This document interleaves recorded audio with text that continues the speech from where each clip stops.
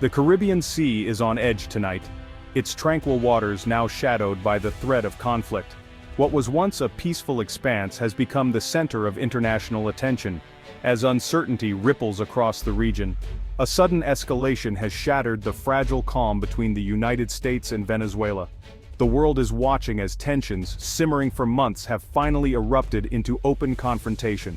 News broke. U.S. military strikes suspected narco-terrorist vessel off Venezuelan coast. The operation, swift and decisive, sent shockwaves through diplomatic circles and left many questioning what comes next. For weeks, Washington accused Caracas of harboring criminal elements, fueling speculation and diplomatic tension. Yet, few expected such a dramatic turn, an actual military strike, rather than more sanctions or harsh words. This act pushes two nations, already locked in a bitter standoff, closer to the brink of open conflict. The risk of miscalculation or further escalation now looms large over every decision.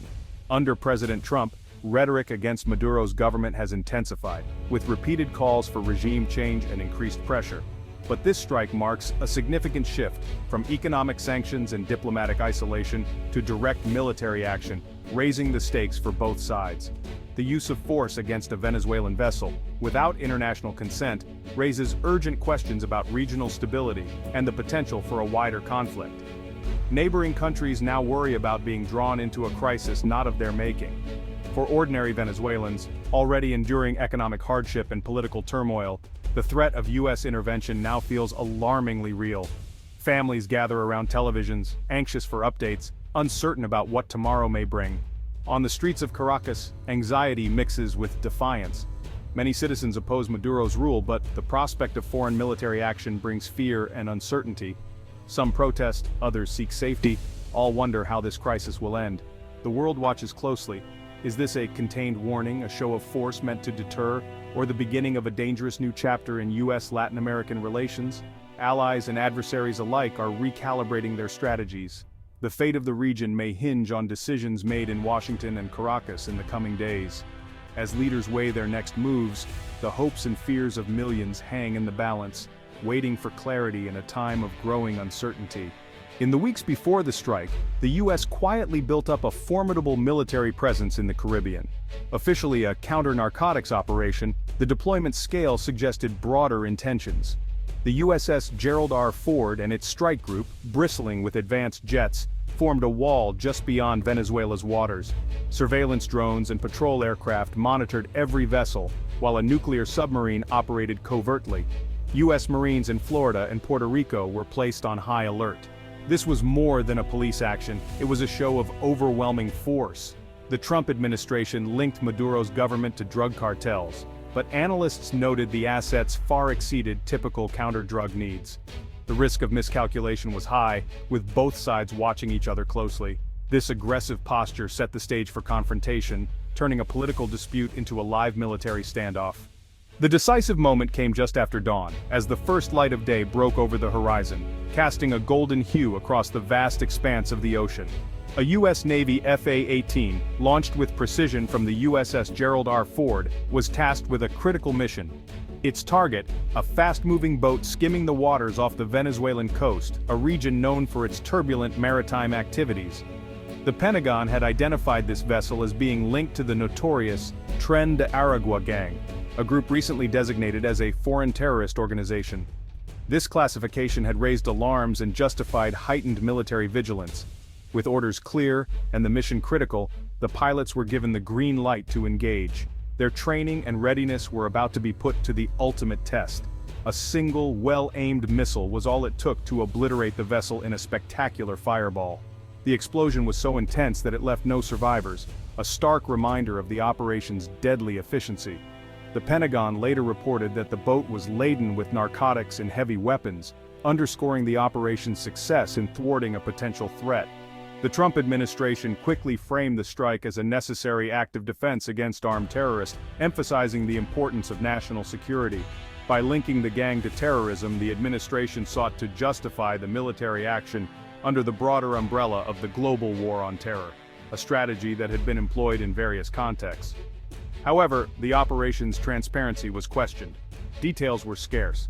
with no names or concrete evidence released to the public, leaving many to wonder about the true nature of the threat.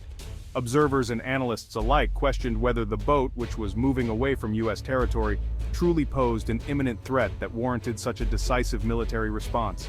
The encounter itself was over in mere seconds, a brief but intense moment of conflict. Yet, the debate over its legitimacy and the broader implications of such military actions was just beginning, sparking discussions that would continue to unfold. The president's responses were starkly different, highlighting the deep divide between their leadership styles and political agendas.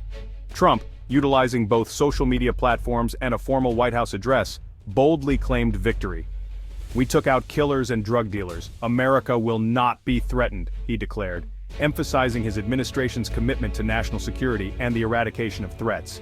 He issued a stern warning to Maduro, making it clear that any support for criminal groups would not be tolerated under his watch, reinforcing his tough stance on international crime.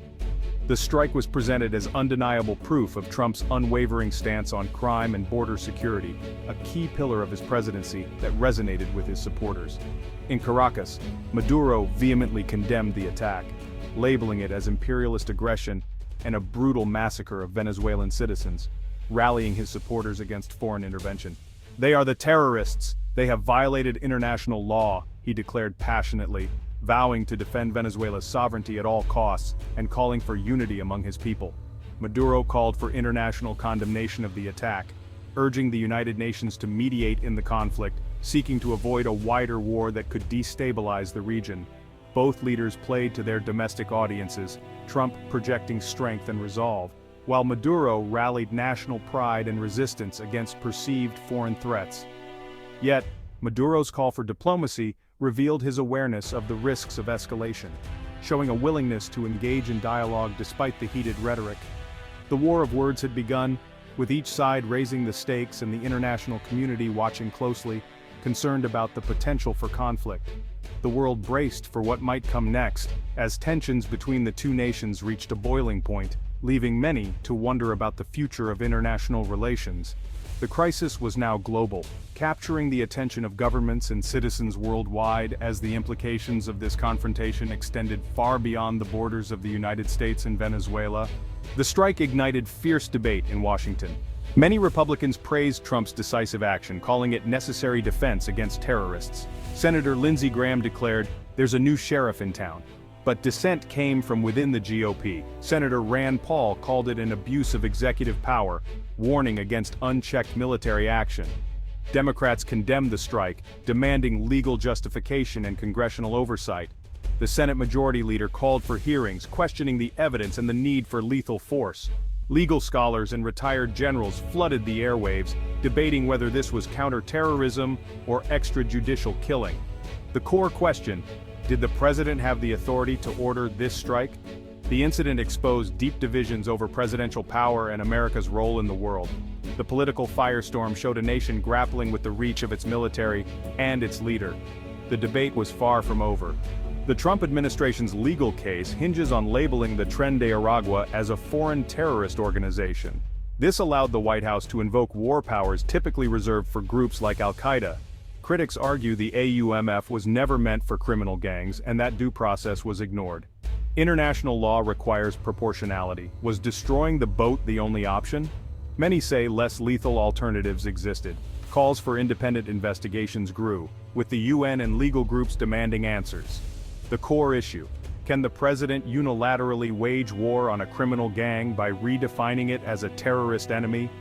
The strike opened a Pandora's box of legal and constitutional questions. Secrecy surrounds the U.S. strike, fueling skepticism. The Pentagon has not released names, nationalities, or evidence linking the victims to the Tren de Aragua. No surveillance footage or intelligence has been shared with Congress or the public. A planned classified briefing was canceled, deepening suspicions. Critics argue this secrecy prevents meaningful oversight and accountability. In a democracy, the government must justify lethal force, especially outside a declared war zone. The lack of transparency has created a credibility crisis for the administration. Without proof, many suspect the strike was based on flimsy intelligence or political motives. The strike has revived painful memories across Latin America. For many, it's another chapter in a long history of U.S. intervention, from Cold War coups to the Panama invasion. This unilateral action breaks with decades of policy focused on partnership over force. The Trump administration's move signals a return to aggressive intervention, disregarding regional sovereignty. Latin Americans recall past U.S. operations justified by noble rhetoric but ending in violence and instability. The strike is seen as imperial overreach, not protection. This shift risks unraveling years of diplomatic progress, alienating allies and fueling resentment. Instead of cooperation, it encourages confrontation and fear. The shadow of history looms, warning of the dangers of unchecked American power. The region braces for what may come next. The Venezuela strike sets a dangerous precedent for U.S. power. By blurring the war on drugs and terror, the administration creates a template for global military action without oversight. This doctrine risks endless conflict, destabilizing regions and fueling cycles of violence. The lack of transparency means civilians could be caught in the crossfire, deepening anti-American sentiment. The story forces a reckoning. Will America lead through diplomacy and law, or through unilateral force? The Venezuela strike points toward the latter. The consequences will shape America's global role for years to come. The world is watching.